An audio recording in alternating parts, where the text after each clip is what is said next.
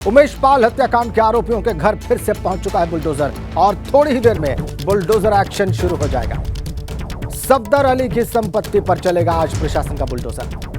PDA यानी कि प्रयागराज विकास प्राधिकरण ने सफदर अली की अवैध संपत्ति को चिन्हित कर लिया है। धूमनगंज थाना इलाके के चकिया में यह अवैध संपत्ति मौजूद है और प्रयागराज विकास प्राधिकरण ने कल भी एक्शन लिया था। आज भी बुलडोजर एक्शन जारी रहेगा प्रयागराज के उसी चकिया इलाके में जहां पर कल जफर अहमद के मकान को जमींदोज किया गया था। अब वक्त है आपको लाइव वहीं पर लिए चलने का।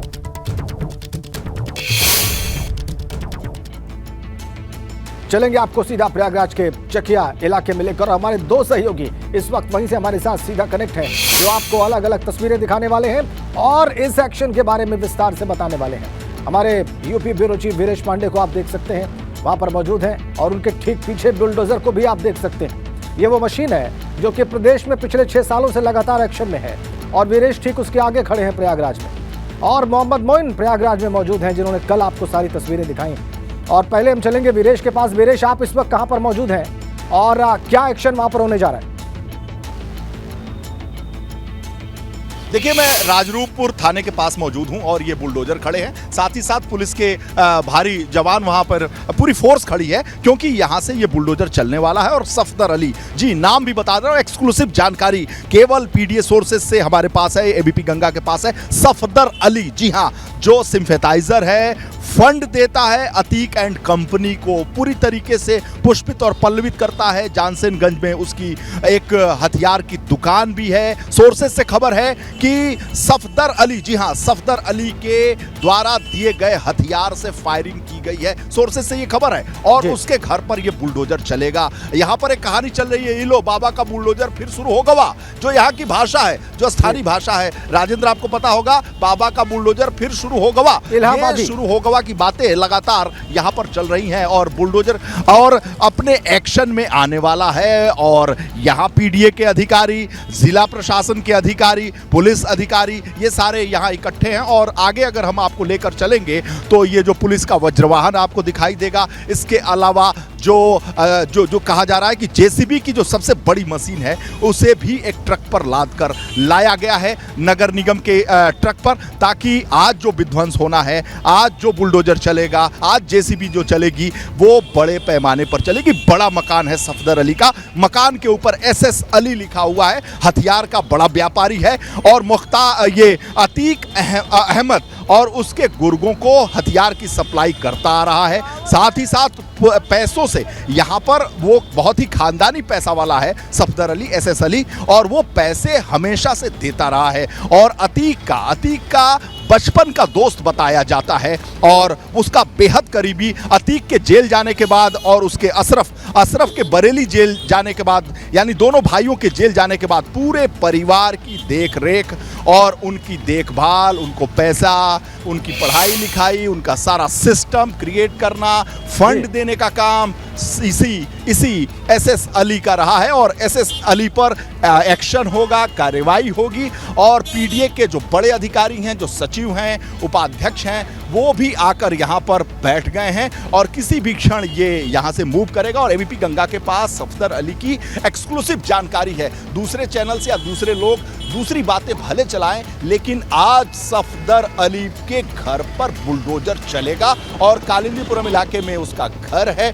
और वहां पर जो तैयारियां हैं, मैं चूंकि यहां से लगभग आधे किलोमीटर दूरी है, इसलिए टेलीविजन की एक मजबूरी है, मैं वहां नहीं दिखा सकता हूं। वहां पर जो पुलिस फोर्स है वो भी तैनात हो गई है सफदर अली के घर पर। और ये जो खासतर जो जेसीबी मशीन है, इसे नगर निगम लेकर आई है। कल इसे जो बुलडोजर चलाया गया था उसमें प्रयोग नहीं किया गया था, आज इस मशीन का प्रयोग किया जाएगा। और इसके आकार प्रकार को देखकर आपको लगता होगा कि प्रशासन जिस तरीके से योगी योगी आदित्यनाथ ने कहा कि मिट्टी में मिला देंगे, उसके लिए वो प्रयास लगातार चल रही है, प्रशासन की कोशिश है। लेकिन एक महत्वपूर्ण बात बताऊं कि एसटीएफ के हाथ पांव फूले हुए हैं, क्योंकि एक जो एनकाउंटर हुआ है आरोपियों के को लेकर, उसके बाद से अभी जो मुख्य साजिशकर्ता, मुख्य जो आरोपी हैं, उन्हें पकड़ नहीं पाया गया है। और आपको बताऊं कि यहां पुलिस प्रशासन के अंदर एसटीएफ को लेकर और तमाम चीजों को लेकर एक सिर फुटौल की स्थिति बनी हुई है और आपस में तालमेल नहीं है, कोऑर्डिनेशन नहीं है। इसकी गूंज सोर्सेस से खबर आ रही है और इसकी जानकारी योगी आदित्यनाथ तक पहुंच गई है कि कोऑर्डिनेशन का अभाव है, समन्वय का अभाव है और आपस में जो एक तरीके से बातचीत होनी चाहिए उसका अभाव है। और जो मैं आपको बताऊं, प्रयागराज का प्रशासन है, उसको लेकर यहां का चप्पे चप्पे पर जो लोग जानते हैं, उनको इस बात की जानकारी है कि यहां के जो पुलिस अधिकारी रहे हैं, प्रशासनिक अधिकारी रहे हैं, लगभग पिछले 2-3 सालों से उनमें बीच में कोऑर्डिनेशन नहीं रहा है। और जो संगठित अपराध को खत्म करने की कोशिश योगी आदित्यनाथ ने किया है, लगातार कोशिश कर रही है, उसके बीच सबसे ज्यादा समन्वय का अभाव होना ही यह सबसे बड़ी कमी रही कि इस तरह के दुस्साहसपूर्ण घटना को अंजाम दिया गया। और अब हलचल बढ़ गई है यहां पर और बुलडोजर स्टार्ट हो सकता है, जेसीबी मशीन जा सकती है यहां से और सफदर अली के घर पर एक्शन हो सकता है, हो सकता नहीं है, मैं कह सकता हूं कि होगा। और जो समय था वो 11 बजे है, 11 बजे से बुलडोजर चलेगा और जो भी चीजें वहां, और आप कह रहे हैं कि यहीं से आधे किलोमीटर दूर है वो जगह, वो अवैध रूप से निर्माण की गई संपत्ति जिस पर ये मशीनें चलनी है और उसको आज जमींदोज किया जाना है। मोहम्मद मोइन भी हमारे साथ जुड़े हुए हैं, जिन्होंने कल के इस घटनाक्रम पर, जो कि बुलडोजर एक्शन का ही था, उस पर आपको विस्तार से जानकारियां दी। आज मोइन बताइए, आप कहां पर मौजूद हैं और ये जहां पर आज बुलडोजर चलना है, जिस आरोपी की बात हम लोग कर रहे हैं, वीरेश कर रहे हैं, उसके बारे में भी थोड़ा विस्तार से बताएं। कैसे फंड करता था अतीक अहमद को और अतीक अहमद के से जुड़े लोगों को? देखिए, आपको बता दें कि जो उमेश पाल का चर्चित शूटआउट केस हुआ था, उसमें योगी सरकार का एक्शन लगातार जारी है। हमने 3 दिन पहले देखा कि एक बदमाश को पुलिस एनकाउंटर में मार दिया गया और उसके बाद से बुलडोजर की कार्रवाई शुरू हो गई है। कल अतीक अहमद के उस मकान पर बुलडोजर चलाया गया जो कहने के लिए दूसरे का मकान था, लेकिन अतीक अहमद की बेनामी संपत्ति बताई जा रही थी। साथ ही साथ अतीक अहमद का परिवार उस पर रहता था और आज सफदर अली नाम के उस व्यापारी के घर पर बुलडोजर चलने जा रहा है, जिसका परिवार बंदूक का काम करता है। जानसेनगंज इलाके में इनकी बंदूक की दुकान है, पुरानी दुकान है और अतीक अहमद से इस परिवार के काफी पुराने रिश्ते रहे हैं। और आपको बता दें कि जो सोर्सेज ये जानकारी दे रहे हैं कि अतीक अहमद से उम्र में काफी बड़ा था सफदर अली। अतीक अहमद उसको चचा कह करके बुलाते थे और आशंका इस बात की जताई जा रही है कि जो सफदर अली की बंदूकों की दुकान थी, वो अतीक अहमद और उसके गुर्गों के लोगों को के हथियारों का एक अड्डा बना करता था। इसी बंदूक की दुकान से निकले हुए जो वेपन्स होते थे वो कई बार वारदातों में इस्तेमाल किए जाते थे। और सोर्सेस ने जो जानकारी दी है कि आशंका इस बात की है कि जो उमेश पाल का शूटआउट केस हुआ है उसमें भी सफदर अली की जो दुकान है बंदूक की, उसका कनेक्शन है। यानी वहां जो हथियार रखे जाते थे उनका इस्तेमाल किए जाने की आशंका है। और निश्चित तौर पर आज जब कार्रवाई हो रही है, कार्रवाई होने जा रही है, तो इस बात की जो संभावना है वो पुख्ता यकीन में बदलती जा रही है कि सफदर अली की दुकान पे जो बंदूकें रखी जाती थी उन्हीं का इस्तेमाल इस वारदात में किया जा रहा है। तो निश्चित ये पूरी जो कार्रवाई है वो ये शुरू होने वाली है। और इस वक्त हम मौजूद हैं राजरूपपुर पुलिस चौकी के बाहर, जहां आप देख सकते हैं कि बड़ी संख्या में जो बुलडोजर हैं, तकरीबन आधा दर्जन की संख्या में बुलडोजर और जेसीबी मशीनें यहां पर पहुंच चुकी हैं। पीडीए से लेकर पुलिस और प्रशासन के तमाम अधिकारी पहुंच चुके हैं, नगर निगम का अमला पहुंच चुका है और अब थोड़ी सी देर में जो है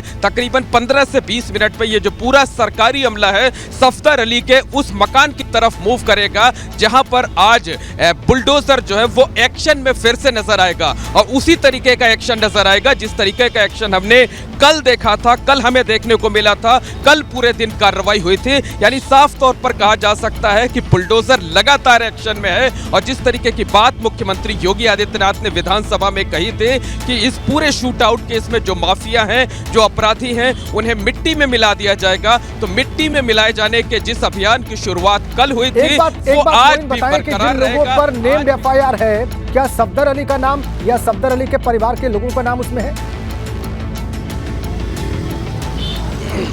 नहीं, देखिए, जो नेम्ड एफआईआर है उसमें सिर्फ अतीक अहमद और उसके परिवार के लोगों का नाम है। इसके अलावा 2 शूटरों के नाम हैं, 2 शूटर, जिनमें से एक का नाम है गुड्डू मुस्लिम और दूसरे का नाम है गुलाम हसन। गुलाम हसन प्रयागराज का रहने वाला है, जबकि गुड्डू मुस्लिम जो है वो अतीक अहमद गैंग का पुराना सदस्य है, हिस्ट्री शीटर है और इन दिनों लखनऊ में रहकर प्रॉपर्टी का कारोबार करता है। तो सफदर अली के परिवार का जो नाम है वो पुलिस और एसटीएफ की जांच में सामने आया है और आशंका इस बात की जताई जा रही है कि सफदर अली के जो वेपन्स की शॉप है वहीं पर रखे गए हथियारों का इस्तेमाल वारदात में किया गया था और इसी वजह से आज सफदर अली का जो मकान है, जो बेहद आलीशान मकान बताया जा रहा है, प्रयागराज के चकिया से कालिंदीपुरम जाने वाले रास्ते पर है और जिस जगह हम मौजूद हैं यहां से महज 1 किलोमीटर की दूरी पर है। तो वहां पर आज बुलडोजर एक्शन किया जाएगा और उसकी पूरी तैयारी हो चुकी है। जो पूरा सरकारी अमला है वो यहाँ पर इकट्ठा हो चुका है। लेकिन कल जहां पर बुलडोजर एक्शन हुआ, कल जहां पर जफर अहमद के मकान को जमींदोज किया गया,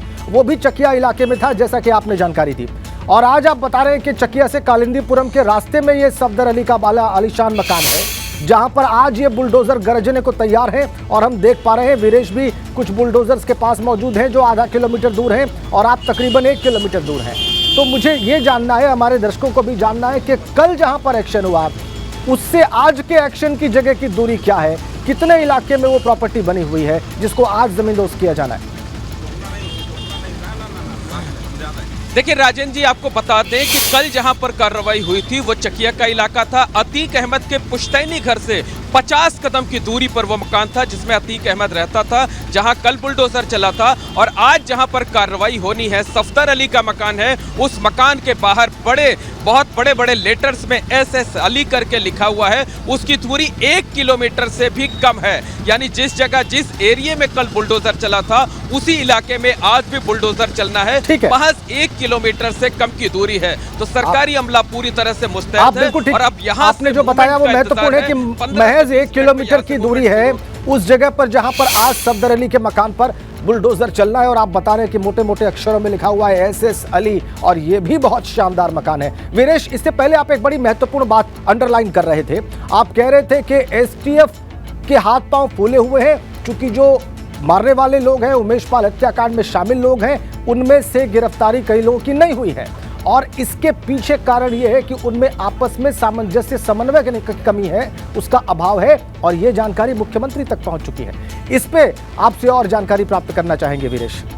देखिए, एक मेरी बड़े अधिकारी से बातचीत चल रही थी जब यहाँ पर वो कार्यरत थे और बहुत सारे अरसे तक वो यहाँ रहे। उनका ये कहना है कि जिस दिशा में ये जांच जा रही है वो बहुत सही दिशा नहीं जा रही है। जिस तरीके से ये जांच चल रही है, इसी वजह से इसमें गफलत बनी हुई है, इसी वजह से जो आरोपी हैं अभी तक शिकंजे से बाहर हैं, इसी वजह से वो हत्थे नहीं चढ़े हैं। STF लगातार कोशिश कर रही है। STF के लोग प्रयागराज में बने हुए हैं, कोर्ट कचहरी के आसपास बने हुए हैं और होटल्स में अपना हर जगह उनकी छापेमारी चल रही है। लेकिन खबर ये है कि जो मुख्य आरोपी हैं, जो साजिश करता हैं, वो देवरिया गोरखपुर के रास्ते होते हुए, कुशीनगर के रास्ते होते हुए नेपाल भाग गए हैं। सोर्सेस से ये बड़ी खबर आ रही है कि इस पूरे मामले में जो मुख्य साजिश करता है, जो हमलावर हैं, वो देवरिया कुशीनगर के रास्ते नेपाल भाग चुके हैं। जी हाँ,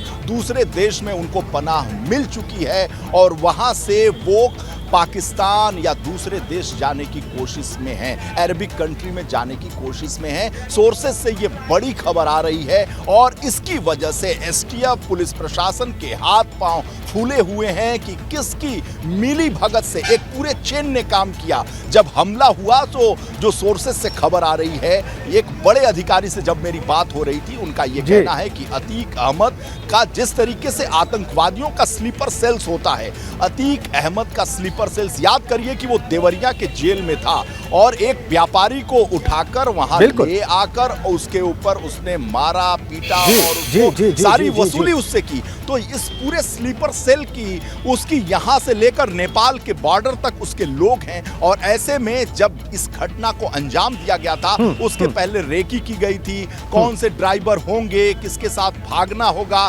कैसे पहुंचना होगा, कैसे निकलना होगा, क्योंकि पूरा अंदेशा था अतीक अहमद एंड कंपनी और साजिशकर्ताओं को कि ये बाबा योगी आदित्यनाथ का राज है और इसमें हीला हवाली नहीं चलती है और ऐसा शूट आउट होगा तो उसका अंजाम क्या होने वाला है। योगी बिल्कुल, तो उसके आगे की रणनीति भी इन शूटर्स ने, इन अपराधियों ने तैयार करके रखी और आप बता रहे हैं कि इन रास्तों से वो नेपाल में हो सकते हैं, इसका अंदेशा है अफसरों को।